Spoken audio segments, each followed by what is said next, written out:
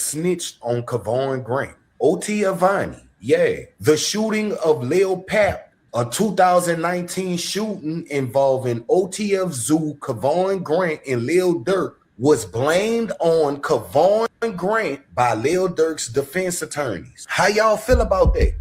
Everybody want to move the goalposts when it comes to snitching. So let's stick to y'all definition. Y'all said a snitch is when you do crime together voluntarily and then you cooperate against one of the participants. That's what Lil Durk is doing. What kind of $1 million defense lawyer is this? Durk could have went in there with a public defender and blamed it on Vonny. I know Lil Baby, Future, everybody in Atlanta, they are disappointed. Everybody disappointed. 6ix9ine was right. These rappers would make the same decision if they're in his shoes. Because look at Durk. Lil Durk and his defense lawyers are blaming everything on Kavon Grant, which is considered snitching. Lil Durk Snitched.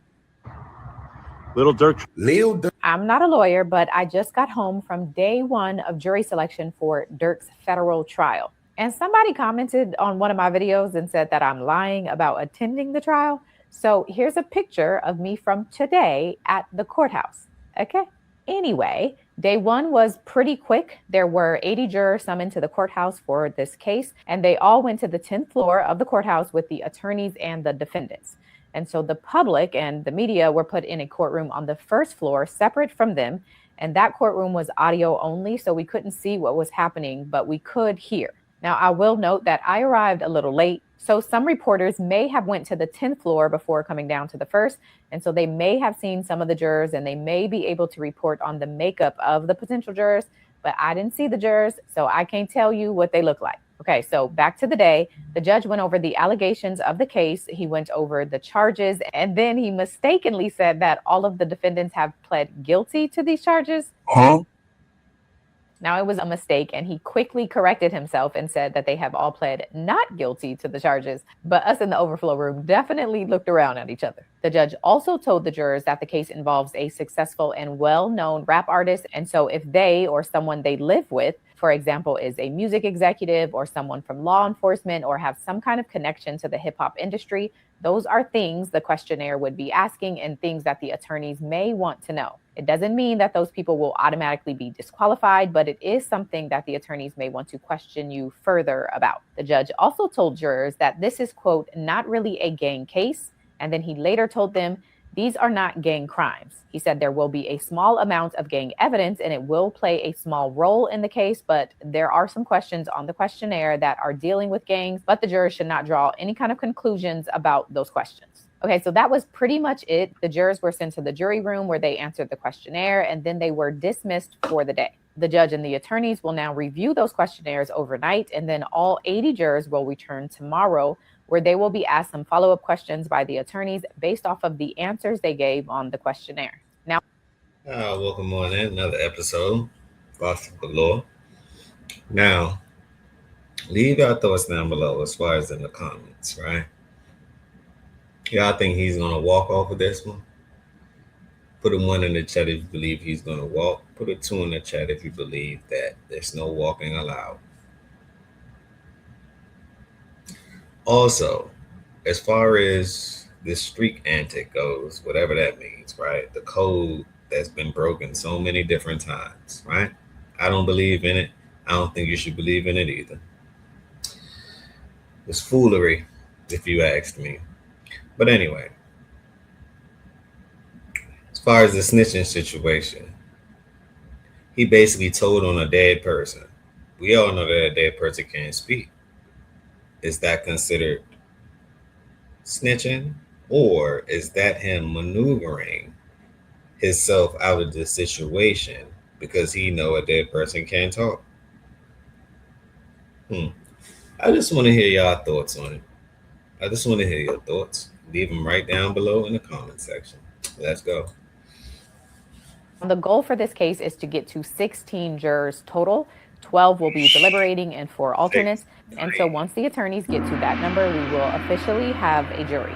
Opening statements are still expected to begin tomorrow afternoon, where the government will have 1 hour for their opening and then the defense will have 1 hour for theirs. Now, because there are 3 defendants in this case, Asa Houston is having a separate trial, if you didn't know that. And I think it's because he got a new attorney very late in the game, and so the attorney couldn't be ready for this trial yet. So Durk's team will get 20 minutes. And just to make sure you're following, his attorneys are Drew Finling, Marissa Goldberg, Christy O'Connor, and Brian Steele. And then Wilson's attorney will get 20 minutes. Basically, Durk got the all-star team. And Brian Steele is not about to take this if Durk isn't going to walk. I'm just saying, he might have a hell of a probation situation. But I'm just letting you know, when you call Brian Steele, that's like calling Superman if you're talking about the court system. He has some type of favors or pull or connections or whatever he has, he obviously has. But let's continue. And he's being represented by Craig Harbaugh. And then David Bryan Lindsay's team will get 20 minutes. And he's represented by attorney Tillett Mills. Now, it did sound like Mills doesn't think he will need the full 20 minutes. And so if he takes less than that, then some of the other attorneys can take some of that up. And because you're probably wondering, based off what I just said, the judge is only giving all 3 of the attorneys 1 hour total. So that's why it's being split up with 20 minutes each. And Craig Harbaugh asked the judge about this, and the judge basically said, since the government has 1 hour to address all 3 defendants only have 1 hour altogether to present their defense opening. Last thing, because I do sometimes get these kind of questions, there were a lot of people there, definitely more than the hearings have been. There were no protesters or anything outside, but there were some fans. And one of them was even passing out this kind of postcard. Hopefully you can see it. It says Free Durk. It's a picture of him. Hopefully you can see that. So people were definitely there. I think that's it. Day 2 tomorrow, and hopefully the day gets to opening statements. So I'll be back then. I'm not a lawyer. Thank you for her update. She does a wonderful job at what she do. And she's not a lawyer, but she damn sure keep you in tune. Let's continue. All right, folks. So I'm here at the federal courthouse for day 1 officially of lil Durk's murder for hire trial. And I'm not going to lie, things got off to an absolutely insane start. It was actually a wild start. No disrespect to the judge, but the judge made just a little bit of an accident. Look, we're only human, but the judge accidentally said something that nearly completely ended the whole proceedings. Like, it was actually crazy. So the judge was kind of introducing everything, reintroducing the charges. The prosecutors had their opportunity to reintroduce to this potential jury what the charges are, what they're going to be facing, everything that's going on with that.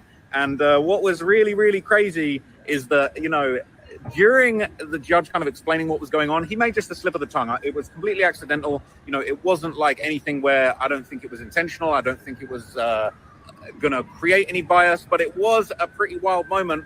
And they basically sort of reread the charges, and then they said, all of the defendants, they pled guilty to these charges. And then it was like straight gasps in the courtroom. People were like, what? There were people that were already in the courtroom. They were handing out leaflets, Free Durk booklets and leaflets, postcards. I got a lil Durk expert. That's Freeze. Ish. Oh, I mean, it is Freeze. It is. Freeze, what's going on, man? The trial started. Free him? Free him? The trial started. Free him into his backwards? Yeah, he has an uphill battle, it looks like. They got quite a few members of his camp that are working against him. Uh-oh.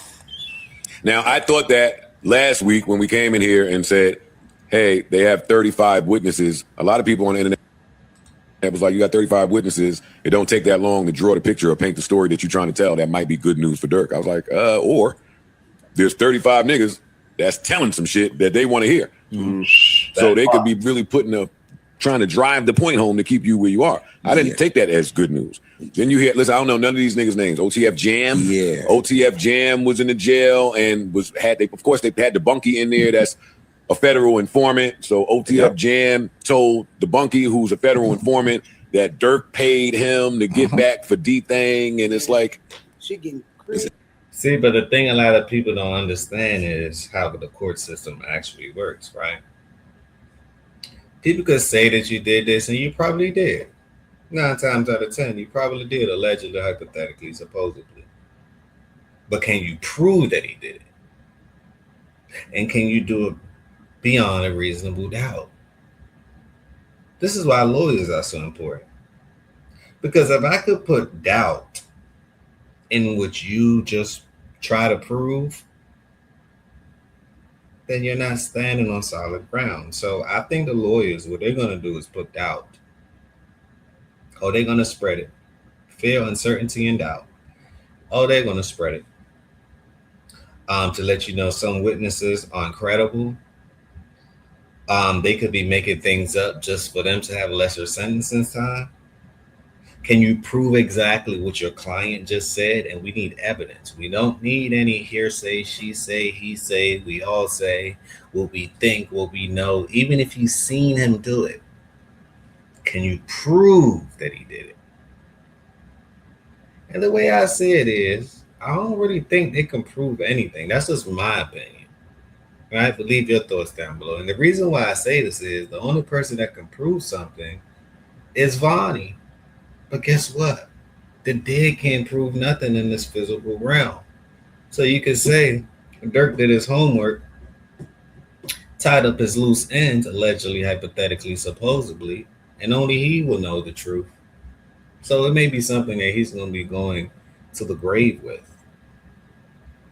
You know? That's just how I look at it. That's just my opinion on it. The man got Brian Steele as a lawyer, and Drew Flinton.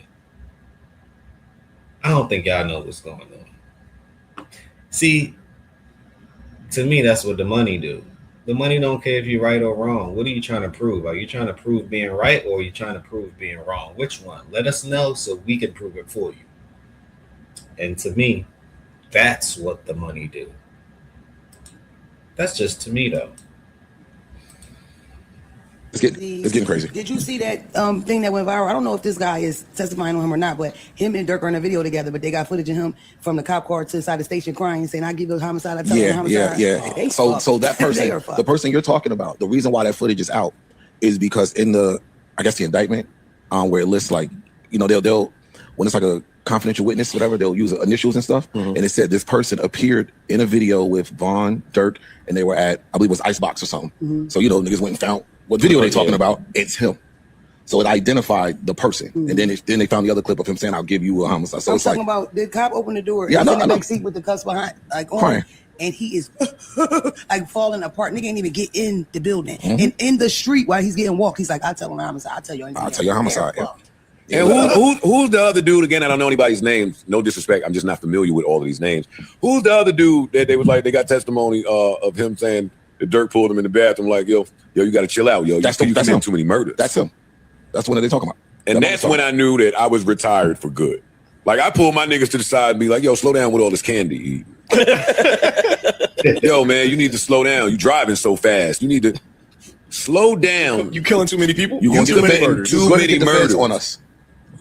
Is what allegedly was said. Slow down, you're gonna get the feds on us.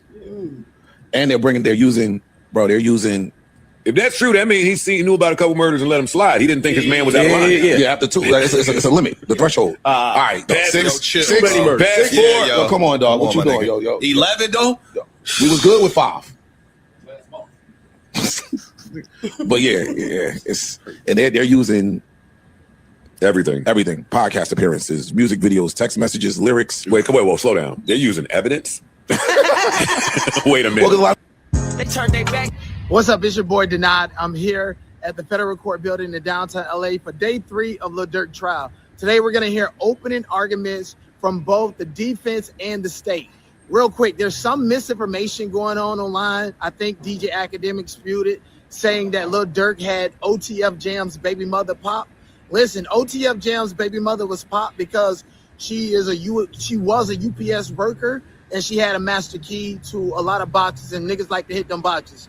Also, it might not turn out to be what you think when it comes to OTF Jam.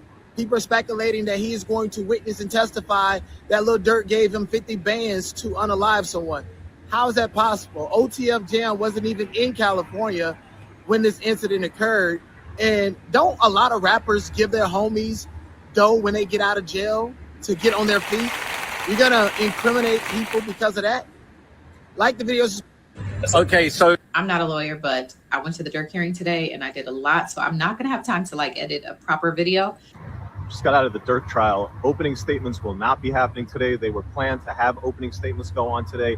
Instead, Opening statements will be Monday. Today, what we did have was a jury was seated, the voir dire process, defense attorneys, the government asking the jurors questions. There was, you probably saw the report, the one juror who said, oh, just by looking at them, I can tell that they would be guilty. What was really unfortunate is when the juror said that, the judge was like, yes, a lot of Americans feel that way. I was like, wait, judge, what the hell? He basically co-signed. Further to the whole issue of young people on juries, there was a college student. He's like, yo, my classes are starting. That's going to be a reason not to be somebody put on a jury. You're going to never have young people on jury. Finling, who, you know, he does a great job. I mean, I learned something as a lawyer from watching him today. What he does when he's questioning the jurors is he uses an opportunity to kind of set up his whole case. And it's ABC, always be closing. So Drew's not really just asking questions to expose your bias, but he's also asking questions to set you up for the way he wants you to see this case. He's going to have a couple themes in this case. Now, look, lil Durk is a world-renowned artist with all these fancy cars and nice houses, and the whole world knows him as the voice. And I think where Drew is going with that is he's so wildly successful, he wouldn't be involved in any of this stuff. And through, Drew's going to weave those themes into his jury questioning. Part of that theme will be showing Durk to be separate and in his own little world. I think it's going to be important for the defense to be careful that they don't undercut themselves by defending the case as kind of a united team, which kind of happens at some points where the defense attorneys defer to Drew Finling like he's going to carry all the water, whereas they kind of need to keep things separate. Once they picked all the jurors, the judge gave the standard instructions, swearing them in, walking them through the... As I was listening to it, one point that did come out that I should clarify, there's two different conspiracy to commit stalking charges. There's one to stalk Quando Rondo. There's another to stalk the person who actually got killed. And that's very important because the stalking charge of the person who actually got killed carries a way higher penalty than the stalking charge against Quando Rondo. So you could have a situation where there's one charge that Durk gets, stalking Quando or conspiracy to stalk Quando, and it wouldn't necessarily be the end of the world in terms of an absolutely crushing criminal sentence. It ended with the judge giving the jurors their standard instruction about, you know, looking only at the evidence. I love when I hear the judges say this because he's like, I need you to disregard your beliefs, what you like, what you don't like, somebody's age, somebody's race, somebody's religion, your prior experiences, essentially everything that people look at the lens of the world through. He's like, forget all of that and be an impartial juror. Opening statements will begin Monday morning, 9 a.m. Stay tuned. So I'm not a lawyer, but day one of Durk's trial, I don't know, y'all, what y'all thinking. So according to academics and the, you know, court documents, Durk's argument is that he was not the mastermind of all of, you know, what he's being accused of, that Vonny was the mastermind. And Vonny is King Von's cousin or, you know, close family friend. And people are trying to say that's snitching. While I do believe that's snitching, because he's not creating reasonable doubt, he's named Vonny. Like that is snitching. You named Vonny. But maybe, you know, he got Brian Steele lawyer. Like maybe we gotta, you know, let it process, let it marinate, because we don't know what type of plea Vonny has. Vonny could have a plea for immunity, and he could go up there on some Woody stuff, like Young Thug's trial, and Vonny might go up there and take, you know, blame and accountability and say he had access to everything and all the money and everything because he has immunity, just like they did on Young Thug's trial. While I don't really know if that might be possible on a federal case, maybe that's the plan. That's what they're shooting for, because I just don't see Durk being a snitch. And like, it is snitching, but maybe they got something cooked up. I don't know. What do y'all think? Because Brian Steele is a good lawyer, and I just feel like there's really no point of snitching because everybody's snitching on you. There was wires going around you. Jam worked on 30 cases with the police. Like, you're the main one they want. Like, they don't want anybody else. They will give everybody immunity to get you. You're the big dog. There's really no point of snitching because you're still going down.